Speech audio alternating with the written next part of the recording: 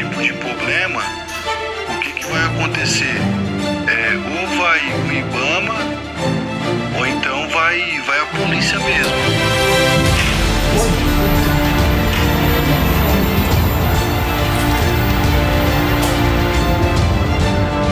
O tráfico de animais é a terceira atividade criminosa mais lucrativa no mundo, atrás somente do tráfico de drogas e de armas. Isso dá uma compreensão da magnitude desse mercado criminoso no Brasil, né? Mais de 30 milhões de espécimes são retirados da natureza todos os anos. Então é um mercado que é cruel, covarde, que retira animais da natureza, devastando a nossa biodiversidade, e é por isso que nós temos lutado tanto para lutar em face desses animais.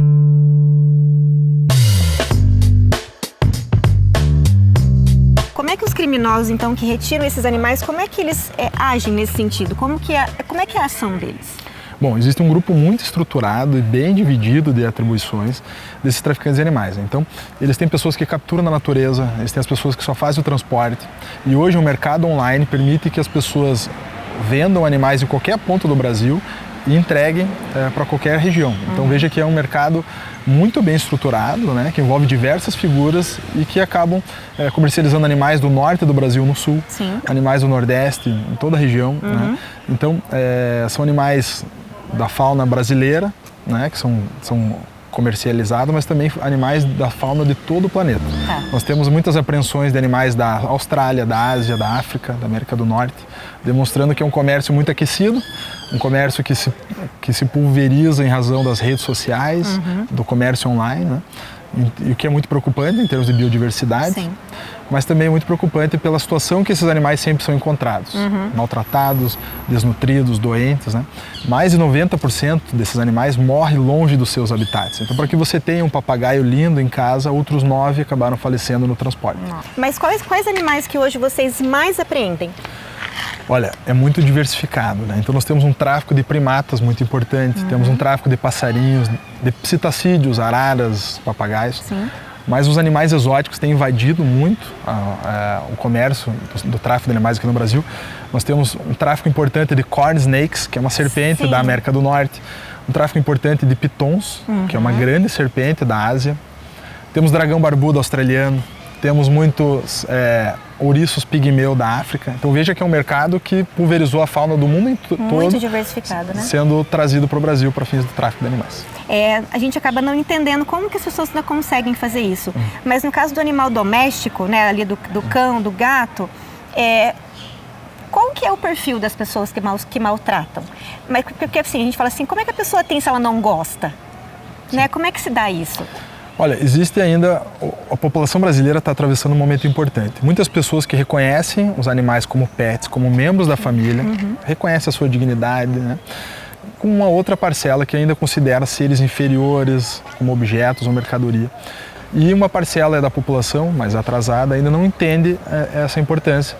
E é por isso que em muitos casos nós fazemos orientação, nós temos um termo de orientação para orientar essas pessoas, mas outros casos, que é um caso de crueldade, né, de maldade humana, esses casos são objeto de ações nossas, com prisões, responsabilização e resgate. Hoje, como que se dá, por exemplo, se eu sou pega, por exemplo, traficando um animal, se eu tenho uma rede de tráfico, vamos falar assim, como que essa pessoa responde legalmente à justiça, por exemplo, se ela é presa ou apreendida com vocês, por exemplo? O tráfico de animais é crime, né, como nós sabemos. A pena ainda é muito baixa, o Estado brasileiro precisa avançar muito ainda nesse aspecto.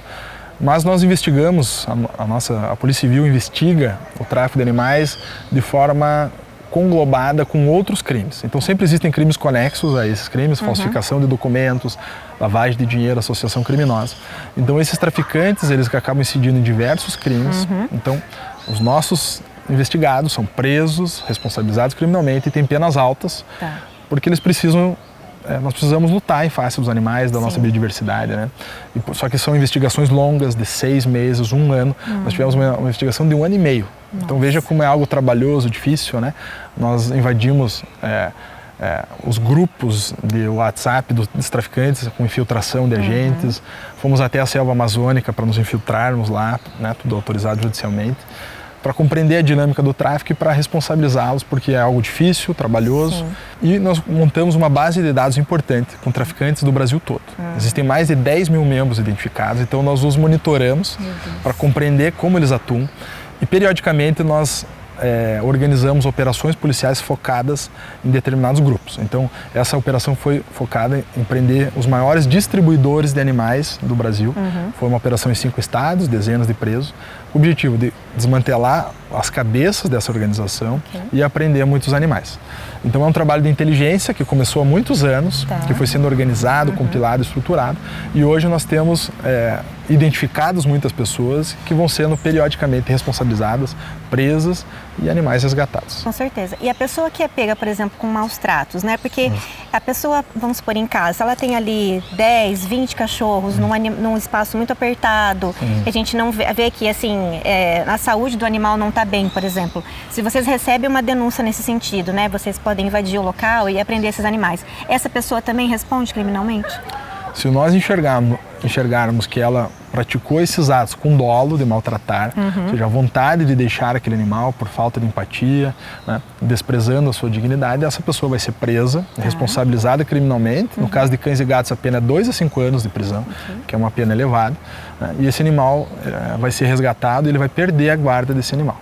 Então é muito importante que as pessoas reconheçam que os animais são seres sencientes, ou seja, eles sentem dor, sentem frio, sentem solidão, né? Sentem alegria. Então, por isso, eles precisam interagir com outros seres humanos, com outros animais, precisam ter uma alimentação adequada.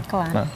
Como que você vê hoje, assim, o que mais falta para mudar essa cultura que nós temos no Brasil, tanto do tráfico quanto do maus tratos? Bom, primeiro as pessoas precisam entender que animais não são objetos de decoração, né? Não são seres importantes por si só. E mais do que isso, as pessoas precisam entender que o tráfico de animais ele é alimentado por um comércio cruel, covarde, né, perverso, em que animais sofrem, morrem longe de seus habitats. Nós estamos atravessando um momento importante de mudanças climáticas e o desequilíbrio dos ecossistemas pode nos trazer consequências gravíssimas, né? Com certeza. Então, é muito importante que as pessoas entendam todo esse processo para entender que ao ter um papagaio, um macaco em casa, existem uma série de fatores por trás desse processo. Você acha também que, assim, leis mais severas também podem ajudar nesse combate? Sim, não tenho dúvida disso, porque o tráfico de animais ele tem uma pena muito baixa, né? Ele precisa avançar muito, né? A vida do animal silvestre ela é infinitamente inferior ao patrimônio de uma pessoa, por exemplo. E a gente sabe que a vida animal precisa ter o devido valor. E veja que curioso, as nossas operações têm sido tão frequentes e tão constantes e tão importantes que muitos traficantes de animais e pessoas que têm animais silvestres em casa têm ido até a delegacia para entregar voluntariamente esses animais com medo da prisão e da responsabilização. Então veja como o processo, né, a atividade policial, a fiscalização tem surtido efeitos. Né? Então nós já resgatamos milhares de animais, ao longo dos últimos 3 anos foram quase 5 mil animais que foram resgatados da dor e da escuridão e agora têm uma nova chance de serem felizes.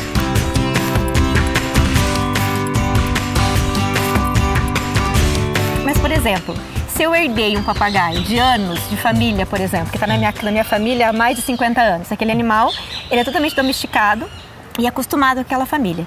Por exemplo, ele não vai ter uma legalidade, aquele animal. Não. Se hoje, por exemplo, aquela pessoa ou uma policial vê, por exemplo, ou ela é denunciada, aquele animal vai ser retirado dela. Sim. E esse animal vai ser levado para onde?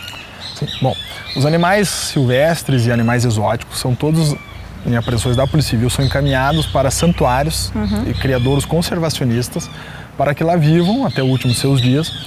Caso haja possibilidade de soltura, eles passam por uma triagem, por especialistas da área, e aí eles são soltos na natureza. Caso não seja possível, eles vão ser mantidos no santuário para fins conservacionistas, para reprodução e futura reintrodução na natureza, onde há décadas eles já não são mais encontrados. Entendi. Né?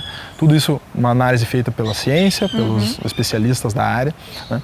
Nós já soltamos, né, no criadouro Onça Pintada, que é o maior criadouro conservacionista do Paraná, centenas de animais em parques estaduais, soltamos animais na Argentina para reequilibrar aqueles ecossistemas, né, reintroduzindo essas espécimes que há mais de 50 anos não eram lá encontrados. Então vejam a importância desse processo, né, de resgatar esses animais e reintroduzi-los na natureza. O tráfico de animais ele vai muito além, como você estava me dizendo agora, de ter apenas aquele animal ser tirado da natureza e ser levado para alguém para ter ele como pet, por exemplo. Não é só isso que o tráfico de animais hoje a gente tem no país. Sim, bom, o tráfico para fins de biopirataria é muito importante nesse mercado. né? Então, só para você ter uma ideia, né, ano passado nós tivemos uma apreensão de 135 rãs amazônicas em Bogotá, que estavam sendo traficadas para fins de biopirataria para a Europa, ao valor de $1.000 cada um, né? A Amazônia é um grande celeiro do mundo em termos de biodiversidade, né? As pessoas levam esses animais acabando com a nossa biodiversidade para essa finalidade. O tráfico para alimentação também é muito importante. Então, o tráfico de bexigas de pirarucu, que é um peixe amazônico, está sendo levado para países asiáticos para refinada culinária. Misericórdia. Né? Então mais de $200 um prato de bexiga de pirarucu. Meu Deus. Né? Barbatanas de tubarão também são traficadas. E só para ter uma importância do quão grave é isso, os chineses decidiram que os jumentos brasileiros eram importantes para eles por causa do colágeno. E nos últimos anos, 94% da população de jumentos já foi extinta. Gente. E a extinção programada para os próximos 5 anos. Ou seja, o tráfico de colágeno dos jumentos brasileiros vai provocar, muito provavelmente, a extinção dessa espécie no Brasil. Por isso existem programas de conservação dessa espécie. E isso tem provocado graves consequências naqueles ecossistemas, né? E tem acabado com a nossa biodiversidade silenciosamente, porque isso é um assunto pouco falado, claro, mas muito presente na nossa sociedade. Para a gente finalizar, doutor, a pessoa comum, né? Vamos falar assim, a pessoa física ali de casa, o que ela pode fazer, assim, de atividade dela, atitude dela mesmo, para ajudar esse cenário que infelizmente a gente ainda tem no Brasil, tanto de tráfico quanto de maus tratos? Bom, primeiro de tudo, cobrar as suas autoridades, as pessoas que vocês elegeram, né, para que deem a devida importância à vida e à dignidade dos animais. Depois você também pode auxiliar uma ONG, um protetor independente, programas de conservação da fauna, porque não recebem recursos do poder público, são pessoas que vivem e órgãos, instituições que vivem com base na ajuda de apaixonados pela causa ambiental e animal, e também denunciando casos de maus tratos, denunciando casos de tráfico de animais, procurando a polícia, porque isso é importante as pessoas entenderem que você não pode devastar a biodiversidade e sair impune. O que vocês pensam ainda de avanço para o trabalho de vocês cada vez mais conseguir fazer isso? Bom, nós temos tido importantes avanços nos últimos anos, né? Nós temos treinado instituições policiais de todo o Brasil, inclusive instituições fora do Brasil, sobre a nossa expertise na investigação de tráfico de animais e maus tratos. Então, nós tivemos oportunidade de dar aula para estados da Amazônia sobre o nosso trabalho, treinando pessoas, incentivando-as a investir, né, mais em meio ambiente, mais em estrutura da polícia, para que elas tenham a expertise e reconheçam a importância do tema, para que a gente possa fazer um trabalho conjunto, né? Nós não temos o poder de mudar o mundo só na Polícia Civil do Paraná, mas nós podemos inspirar outras instituições para que juntos todos nós mudemos o mundo. Perfeito. E você que aí em casa nos acompanha sempre, acho que é importante a gente sempre ressaltar da importância que você tem que ter na responsabilidade quando você vai adquirir um animal. Seja um animal doméstico, um animal silvestre exótico, saber sempre de onde esse animal está vindo. Se você tem o sonho de ter um animal diferente, saiba se ele vem de um lugar legal, de um lugar que tem essa legalidade para ter esse animal, mas nunca, né, ajude o tráfico, né, ou então você ter um animal aí sem pensar se você pode ter esse animal na sua casa.